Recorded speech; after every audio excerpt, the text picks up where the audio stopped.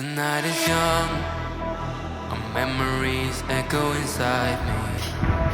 As time is slowly ticking away, I miss the way that we were in heart. इधर वाला feel ही नहीं हो रहा ना। वो लोग मास्टिंग एनेस्थीसिया भी है। कितने आजाद रहेगा? नहीं, आजाद नहीं लगेगा, पर रात 6-7 घंटे रहेगा। No, slowly fading until it's over. Our memories won't last forever. Now love you for eternity. Hello everybody, कैसे हैं आप सब लोग? Hopefully everybody is doing great. अभी लगभग दोपहर का टाइम हो गया है और मैंने अब व्लॉग करना स्टार्ट किया है। और anyways, welcome back to my channel मेरी good my lifestyle. This is Mohit. I am going to show you some part of my life in my own style. Okay, so let's get started with the new vlog and new day. ठीक है, तो मैं अभी जा रहा हूँ cap लगवाने के लिए। A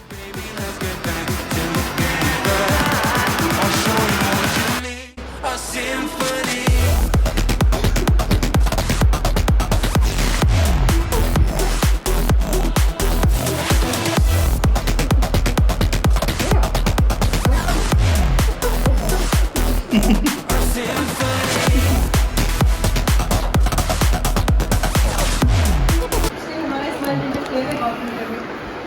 दोस्तों, मैम आपको एड्रेस बताएगी अपनी क्लिनिक का। बहुत अच्छा ट्रीटमेंट किया है उन्होंने। मैं आपको बताऊंगा बाद में डिटेल्स क्या है।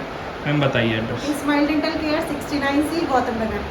ठीक है, तो मेरे को ना, जैसे मैंने आप लोगों को बताया, शायद जिन लोगों ने मेरा इंटरव्यू वगैरह देखा होगा उनको भी पता होगा कि जब मैं एग्ज़ाम देने गया था तो उससे एक दिन पहले ही मेरे को बहुत ज़्यादा पेन होने लगा था और जो पेन किलर्स थी वो इतनी ज़्यादा काम कर नहीं रही थी। तो मैं यहाँ पे आया था RCT के लिए।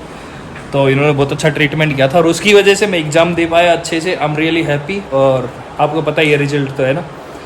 तो बस ऐसा ही है, कभी आपको भी इमरजेंसी की ज़रूरत पड़े, बाकी गूगल पे तो बहुत सारे मिल ही जाएंगे, लेकिन अपने पास में ही सारी जो कोचिंग वगैरह गौतम नगर में उनके पास में ही है ये। और बहुत अच्छी जगह है और बहुत अच्छे कोऑपरेटिव लोग हैं। ठीक है, तो आप यहाँ पे आ सकते हैं। ओके, और बाकी मिलते हैं हम। ठीक है मैम, ठीक है, कोई दिक्कत? मैंने आपको ज़्यादा परेशान तो नहीं किया? नहीं। Thank you so much ma'am. मैं ना अभी निकला हूँ क्लिनिक से। ये कैप मुझे कई दिन पहले लगानी थी, लेकिन क्योंकि मैं घर चला गया था बीच में जैसे एग्ज़ाम होने के बाद, तो इस चक्कर में मैं नहीं लगा पाया। दोस्तों, कमरे में थोड़ी ना लाइट कम है और मुझे व्लॉग बनाना पड़ेगा अभी कमरे के अंदर ही, क्योंकि कोई और ऑप्शन नहीं है। समझ रहे हो मेरी बात? तो अभी बात ये है, अपडेट ये कि भाई साहब अपना कमरा पेंट वेंट हो गया है पूरा। ठीक है, देख सकते हो आप, पूरी दीवार एकदम बढ़िया चकाचक हो गई है। और एक चीज़ और हो गई है पेंट होते ही। एक ना, मैं पास की लाइब्रेरी में ही था पहले, तो मतलब जस्ट मेरे पास में ही लाइब्रेरी है उसमें, और वहीं पे एक लड़का और था, वो एक दो बार मिला मुझसे। अब वो कल रूम देखने आया ऐसे ही, उसे पता भी नहीं था कि मैं हूँ यहाँ पे। तो क्योंकि एक सीट खाली है ना यहाँ पे, मतलब एक बेड खाली है, तो वो PG वाले भैया ने, जैसा उनका रेगुलर शेड्यूल होता है, उन्होंने दिखाया रूम। मैंने गेट खोला, वो बोला भाई अब मैं तो यहीं रहूँगा। समझ रहे हो मेरी बात? क्योंकि जान पहचान होगी ना, तो उस चक्कर में तो वो उसका बेचारे का हुआ नहीं, बट वो दोबारा से प्रिपरेशन कर रहा है। तो इस चक्कर में आप दूसरा भी जो सीट है वो फिल हो जाएगी। समझ रहे हो बात? अब जो अकेले रहने के मजे थे वो ख़त्म हो जाएंगे। और हाँ, ये व्लॉग मैं इसलिए बना रहा हूँ रूम पे बैठे के कुछ इन्फॉर्मेशन देनी है, और जब इन्फॉर्मेशन कुछ देते हैं ना तो फिर यार बैकग्राउंड अगर नॉइस आती है और ऑडियो अगर क्लियर नहीं आती तो आई थिंक वो थोड़ा डिस्टर्बिंग होता है ना। तो इसलिए मैंने सोचा कि it will better if I just record this video inside my room, so the audio video everything would be okay as compare to जब मैं आउटसाइड कहीं रिकॉर्ड करता हूँ तो जो बैकग्राउंड नॉइस है वो बहुत आ जाती है, बिकॉज माइक्स नहीं है मेरे पास अभी। ठीक है, तो एनीवेज मैं बात कर रहा था कि यार मैंने पिछले वीडियो में बताया था कि रूम रेंट वगैरह के बारे में, तो बहुत सारे लोगों के पर्सनल मैसेजेस थे मुझे कि इंस्टाग्राम वगैरह पे, अगर जो लोग मुझे इंस्टाग्राम पे फॉलो नहीं कर रहे हैं वो देख सकते हैं, medicoz_my lifestyle। ओके, सो मैरिक विद माई लाइफस्टाइल मेरा जो इंस्टाग्राम हैंडल है वो है, ठीक है। तो आप वहाँ पे जाके फॉलो कर सकते हैं, वहाँ पे आपके क्वेश्चंस कुछ कमेंट्स हैं वो कर सकते हैं। बाकी अभी मैं ना यार वेट कर रहा हूँ कि कब ये लोग क्या करके मतलब कि जल्दी से नंबर आ जाए इंटर्नशिप वगैरह के लिए, जल्दी से हॉस्पिटल वगैरह ज्वाइन हो जाए और फिर पीछा छूटे, समझ रहे हो बात, अपने रेगुलर काम धंधे में लग जाएंगे। उसके बीच में मैं थोड़ी प्रिपरेशन भी कर रहा हूँ कि नीट पीजी के कुछ सब्जेक्ट निपटा लिए जाएँ। कुछ क्लिनिकल सब्जेक्ट्स उठाए हैं मैंने अभी, तो सोच रहा हूँ कि वो भी पढ़ लूँ थोड़ा बहुत, ताकि क्योंकि इंटर्नशिप में भी काम आए हैं वो क्लिनिकल सब्जेक्ट्स, और वैसे भी लाइफ में काम तो आने ही है, समझ रहे हो बात। तो पढ़ाई भी थोड़ी बहुत कर रहा हूँ, लेकिन उतनी नहीं कर रहा हूँ जैसे पहले डेडिकेशन से कर रहा था।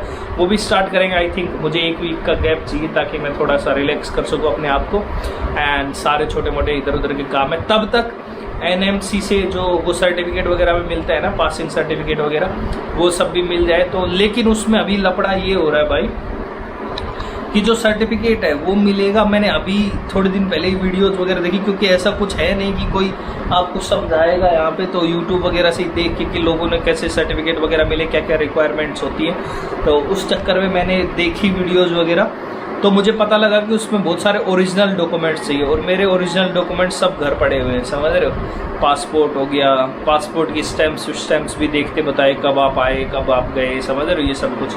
तो ये सारे ओरिजिनल डॉक्यूमेंट्स मेरे घर पे पड़े हैं, उसके लिए भी मुझे घर जाना पड़ेगा। तो मैं सोच रहा हूँ कि मैं कल घर जाऊँ, कल आई थिंक सैटरडे है, तो कल घर जाऊँ और मैं संडे को वापस आ जाऊँ, समझ रहे हो मेरी बात। तो जिससे कि अगर काउंसलिंग वगैरह का एक्चुअली होता क्या है, जैसे ही आप FMG क्लियर करते हैं उसके थोड़े दिन बाद अराउंड आई थिंक 6 डेज के बाद 24 को 16 को हमारा रिजल्ट आया था, 24 को आ गया था स्कोर कार्ड के लिए, ठीक है। तो जो पास है फेल है सबका स्कोर कार्ड आता है कि भाई आपका स्कोर कितना रहा, ठीक है, पास है फेल है वो सब कुछ लिखा हुआ आता है, ओके। देन उसके बाद क्या होता है, उसके बाद कोई लिंक आती बताई, या तो ईमेल पे आएगी या फिर ऐसा होता है कि भैया कुछ उनकी वेबसाइट पे आती बताई कुछ ऐसा।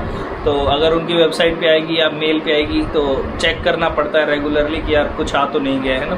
उसमें क्या करना पड़ता है, उसमें डेट और वो लिखा आता है टाइम वाइम आपके लिए कि भैया आपको कौन सा शेड्यूल दिया गया है, कब आपको NBE के ऑफिस में आना है और कब आपको ये सब कलेक्ट करना है, ठीक है, सर्टिफिकेट वगैरह। लेकिन वो जब कलेक्ट करने जाते हैं तो बहुत सारे स्टेप्स होते बताए, बायोमेट्रिक वगैरह होती बताई, ठीक है, आइडेंटिफिकेशन वगैरह होता बताया। उसके बाद ये जो ओरिजिनल जो डॉक्यूमेंट्स है वो सब चेक होते बताए, और भी बहुत सारे स्टेप्स हैं वो मैं आपको बताऊंगा जिस दिन मैं वो लेने जाऊंगा, उस दिन ब्लॉग करूंगा उसमें। बट अभी जो मेन चीज़ है वो है कि मुझे डॉक्यूमेंट्स की रिक्वायरमेंट है, तो I have to go home maybe tomorrow, ठीक है, कल मैं जाऊँगा और फिर परसों सुबह आ जाऊँगा लेके वो सब कुछ, ठीक है। तो तब मैं ये भी सोच रहा हूँ कि माइक वगैरह भी मैंने अगर वहाँ पे रखा होगा कहीं पे तो वो उठा के ले आऊँगा, समझ रहे हो। चलिए वो तो बात हो गई इन सब की। एक और चीज़ बहुत सारे लोग पूछ रहे थे कि भैया खाने पीने का क्या कुछ जुगाड़ है। तो टिपिकल जो इंडिया में, जो नॉर्थ इंडिया में जो खाने के जो आइटम्स मिलते हैं वो सब कुछ मिल जाते हैं यहाँ पे, और बहुत सस्ते से सस्ता लेके महंगे से महंगे तक का सब कुछ मिल जाता है, क्योंकि भैया दिल्ली है, समझ रहे हो मेरी बात। लेकिन मैं रिकमेंड करूँगा कि आप ज़्यादा सस्ते के चक्कर में ऐसा कुछ खाना ना लगाएं तो कि जाके बीमार पड़ जाएं, क्योंकि यहाँ पे ना लोग बहुत पैसे बचाने के चक्कर में उल्टे सीधे काम करके बैठ जाते हैं, फिर उसके बाद बीमार पड़ गए, फिर मान लो टाइफाइड वगैरह हो गया तो 1 महीना आपका गया, समझ रहे हो बात, या 14-15 दिन गए आपके, तो फिर उससे आपकी जो भी आप प्रिपेयर कर रहे हैं जिस भी एग्ज़ाम के लिए, तो उसमें दिक्कत आने की संभावना हो सकती है, समझ रहे हो बात। तो मैंने भी यही कोशिश की थी कि यार मैं मीडियम प्राइस में जो है, मतलब जहाँ पे थोड़ा साफ़ सफाई वाला है काम, तो उससे और मीडियम सा मैं कर लूँ। अब प्राइस कितना है भाई साहब, पैसा वैसा कितना लगता है खाने पीने का, तो मंथली लगा लो आप 4000 के लगभग। 4000 में आपका ब्रेकफास्ट, लंच और डिनर तीनों चीज़ें हो जाती है, अगर ठीक ठाक डिसेंट सा मैं बोल रहा हूँ। वैसे तो होने को तो भैया 1-2 रेस्टोरेंट में जानता हूँ जो कि 9-9 हज़ार 10-10 हज़ार तक भी चार्ज करते हैं, बट सबसे सस्ता वाला भी मैं जानता हूँ जो कि 3000 तक भी, 3000 में भी मतलब लंच और डिनर दे देते हैं वो लोग। फ्रूट्स एंड वेजिटेबल्स भी थोड़ी महंगी है इसमें, क्योंकि यहाँ पे साउथ दिल्ली है ये, ठीक है, मैं जहाँ रहता हूँ गौतम नगर, ठीक है, और कोचिंग वोचिंग है जहाँ पे है, तो थोड़ी सी महंगी है एज़ कम्पेयर टू आप अपने विलेज वगैरह, या आप जिस भी शहर, दूसरे शहर में रहते होंगे वहाँ से कंपेयर करोगे तो थोड़ा एक्सपेंसिव है यहाँ पे, बट अवेलेबल सब कुछ है। सारी चीज़ें आपको मिल जाएंगी खाने पीने की। यहाँ पे ना एक गौतम नगर में प्रॉपर एक नाला बहता है बीच में, बहुत गंदी स्मेल आती है उससे। उसके आसपास की दुकानों से लेना कम प्रेफर करें, और अगर आपने लिया भी है तो अच्छे से धुल उल के सब कुछ साफ़ सफाई से फिर ही उसे आप अपने भोजन का पार्ट बनाएं। ओके, तो यही सब बात थी भाई साहब, यही बताना था इस वाले व्लॉग में। And thank you so much for watching this vlog. Bye bye, take care, have a great life भाई। See you soon. तब तक के लिए अपना और अपने घर वालों का ख्याल रखिए, बाकी दुनियादारी से निपट लेंगे, कोई टेंशन नहीं है। समझ रहे मेरी बात? So bye bye, take care, see you, bye.